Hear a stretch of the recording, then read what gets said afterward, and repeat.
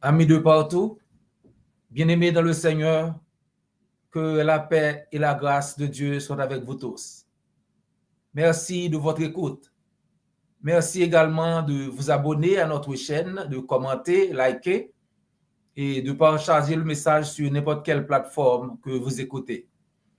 Si vous ne l'avez pas encore fait, n'oubliez pas de vous abonner et d'activer la notification pour pouvoir recevoir des notifications chaque fois que nous sommes dans l'air. Cette étude biblique est également disponible en anglais et en créole sur notre chaîne. Si vous souhaitez écouter dans une autre langue, rendez-vous sur la chaîne et choisissez la langue que vous souhaitez écouter. This Bible study is also available in English and Creole on our channel. If you'd like to listen in a different language, please go to the channel and pick the language you'd like to listen to.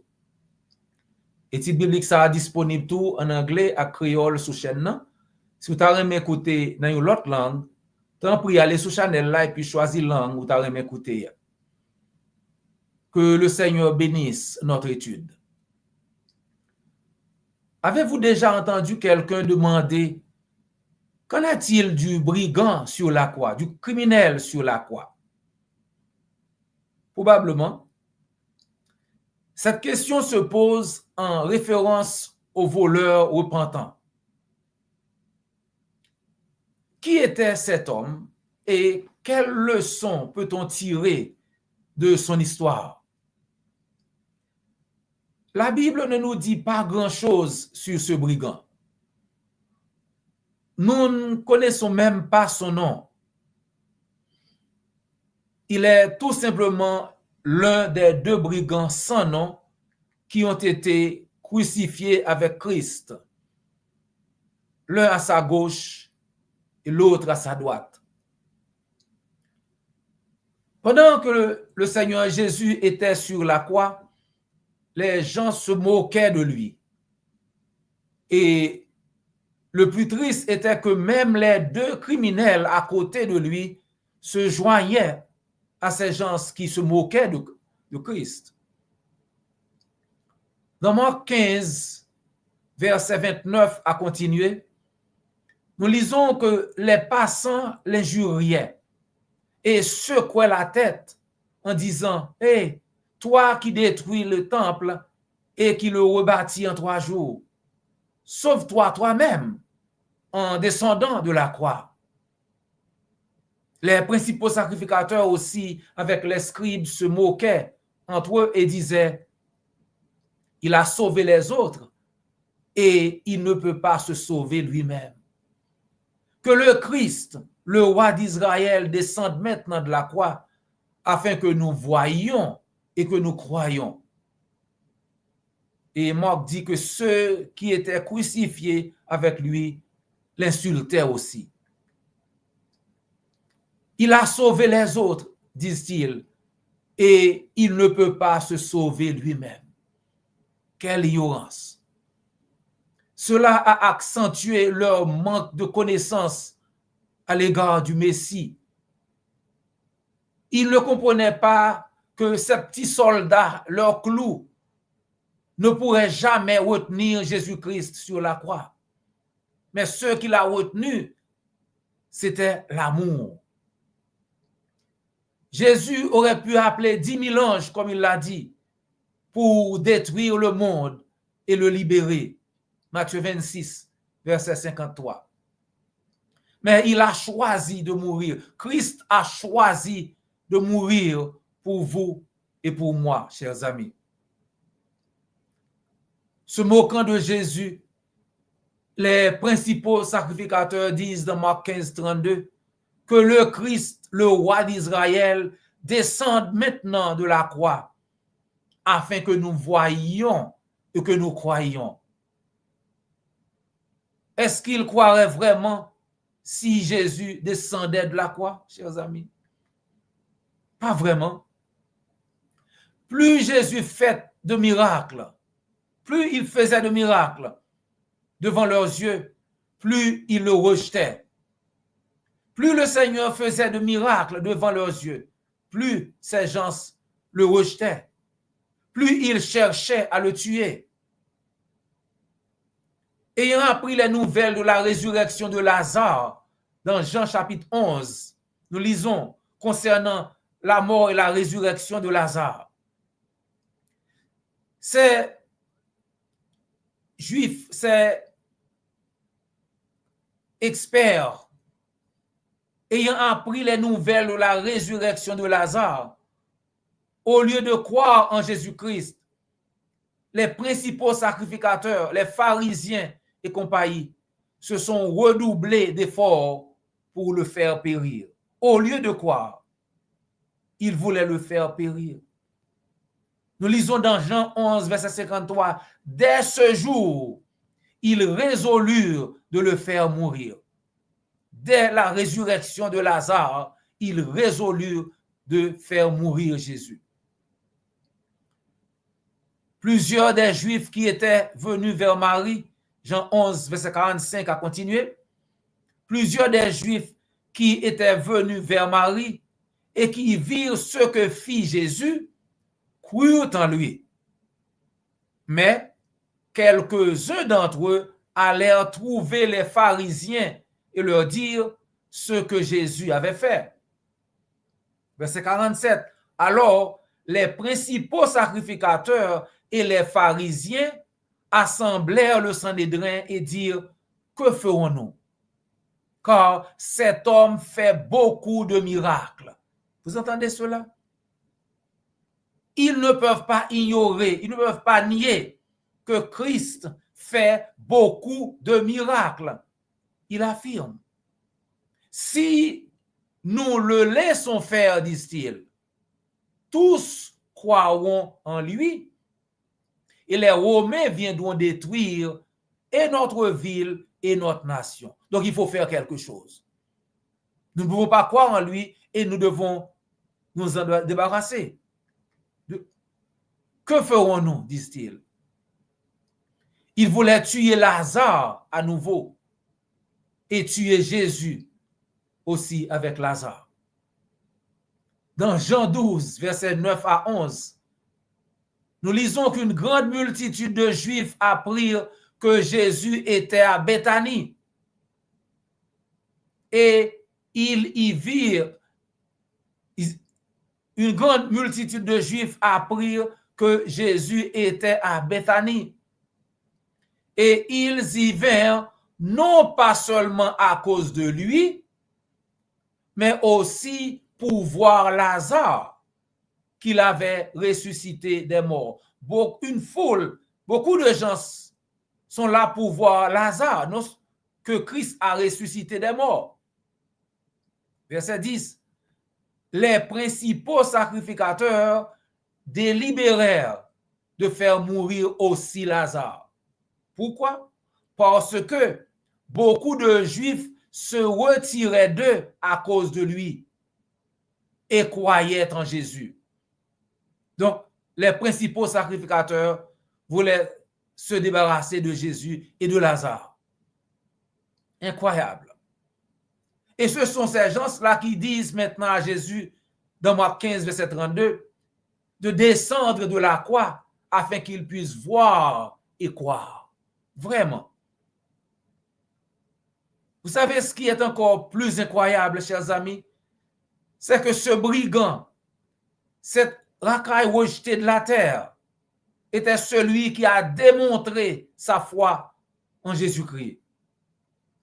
Bien que les deux voleurs se soient d'abord joints à la foule pour insulter Jésus, Marc 15, verset 32, le brigand à droite a changé d'avis et a commencé à réprimander l'autre brigand qui continuait à s'en prendre à Jésus.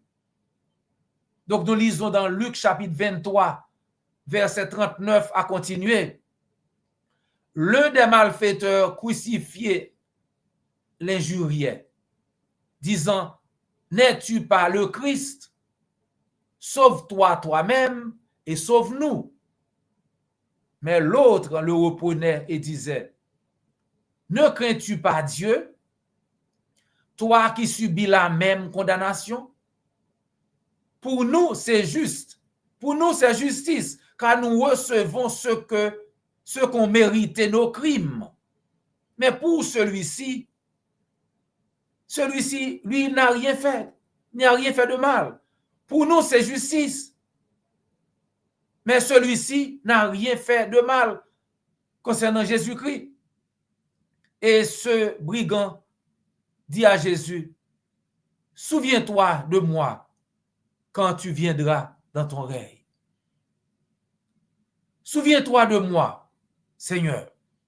Donc, au verset 43, Christ dit, je te le dis en vérité, aujourd'hui, tu seras avec moi dans le paradis. Ce voleur, chers amis, a reconnu qu'il était un pécheur et qu'il méritait d'être puni. Mais il a reconnu Jésus comme l'innocent, l'agneau sans défaut, l'agneau parfait. Cet homme craignait Dieu.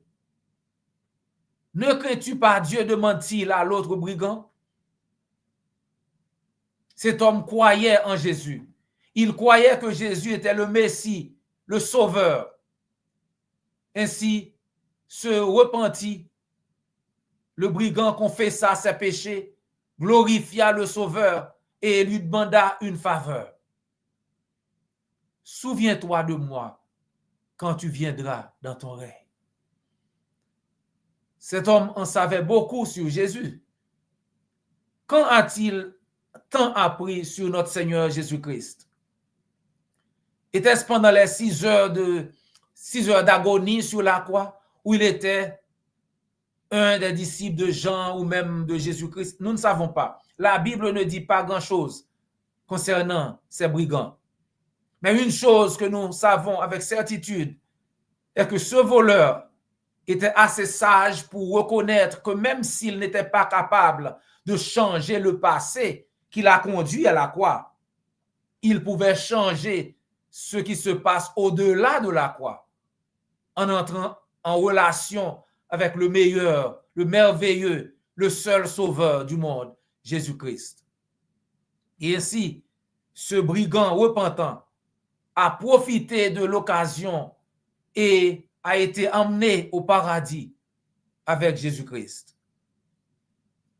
Je te le dis en vérité, Christ dit, aujourd'hui même, tu seras avec moi dans le paradis. Quelle merveilleuse nouvelle! Cette histoire souligne la puissance du Seigneur, même sur la mort, ainsi que son immense amour pour sauver même ce pécheur, ce voleur, ce brigand, ce criminel, le voleur sur la croix. Malheureusement, il y en a beaucoup qui semblent manquer le but de tout cela. Certains pensent que cela signifie qu'on n'a pas besoin de se faire baptiser pour être sauvé. Ils croient que nous pouvons être sauvés aujourd'hui, tout comme le brigand sur la croix, en invitant simplement Jésus à venir dans notre cœur, et que le baptême n'est pas nécessaire pour le salut. C'est dommage. Comme le dit Wayne Johnson, affirmer que l'exemple du voleur sur la croix est un modèle de salut aujourd'hui implique une hypothèse injustifiée et une vision erronée de la chronologie biblique. Voici quelques faits, chers amis. Premièrement, Jésus-Christ est Dieu. Il a toute autorité et peut sauver comme bon lui semble. Par exemple, à la prostituée pénitente de Luc chapitre 7, verset 50, dans la maison de Simon, Jésus dit, ta foi t'a sauvé, va en paix. Jésus a sauvé cette pénitente prostituée. Jésus a le pouvoir de le faire. Donc, il le fait dans Luc 7, verset 50. Et à ce brigand repentant, Jésus dit, je te le dis en vérité, aujourd'hui même, tu seras avec moi dans le paradis. Il a le pouvoir de le faire. Et ce brigand a vécu. Un autre fait, chers amis, très très important. Ce brigand a vécu et est mort sous l'ancienne alliance. Et personne n'a jamais reçu l'ordre de se faire baptiser pour la rémission de ses péchés sous l'ancienne alliance. Je répète, ce brigand a vécu et est mort sous l'ancienne alliance. Et personne n'a jamais reçu l'ordre de se faire baptiser pour la rémission de ses péchés sous l'ancienne alliance. Quatrième fait, la nouvelle alliance entre en vigueur après la mort de Jésus-Christ et non avant. Hébreux 9, verset 17. Un testament, en effet, n'est valable qu'en cas de mort, puisqu'il n'a aucune force tant que le testateur vit. Hébreux 9, verset 17. Hébreux 9, verset 15. Christ est le médiateur d'une nouvelle alliance. La grande commission, chers amis, d'aller baptiser pour le pardon des péchés est donnée après la mort de notre Seigneur Jésus-Christ et non avant sa mort. C'est donné après la mort de Jésus-Christ dans le cadre de la nouvelle alliance et non de l'ancienne alliance. Matthieu 26, chers amis, Christ est arrêté. Dans Matthieu 27, Jésus-Christ est mort et enterré. Dans Matthieu 28, Jésus-Christ est ressuscité des morts. Et ensuite, il a donné la grande commission. Dans Matthieu 28, verset 18 à 20, Jésus s'étant approché leur parla ainsi. Tout pouvoir m'a été donné dans le ciel et sur la terre. Allez, faites de toutes les nations des disciples, les baptisant au nom du Père, du Fils et du Saint-Esprit. Et enseignez-leur à observer tout ce que je vous ai prescrit. Et voici, je suis avec vous tous les jours jusqu'à la fin du monde. Et dans Marc 16, verset 15-16, Jésus leur dit, allez par tout le monde et prêchez la bonne nouvelle à toute la création. Celui qui croira et qui sera baptisé sera sauvé. Mais celui qui ne croira pas sera condamné. Maintenant, sur la nouvelle alliance, le jour de la Pentecôte, acte 2, verset 38 a continué.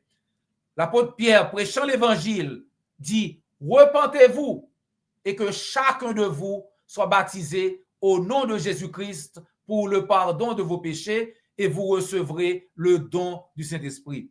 Car la promesse est pour vous, ceux qui étaient là, le jour de la Pentecôte, pour vos enfants, leurs enfants, et pour tous ceux qui sont au loin, en aussi grand nombre que le Seigneur, notre Dieu, les appellera. C'est nous, chers amis.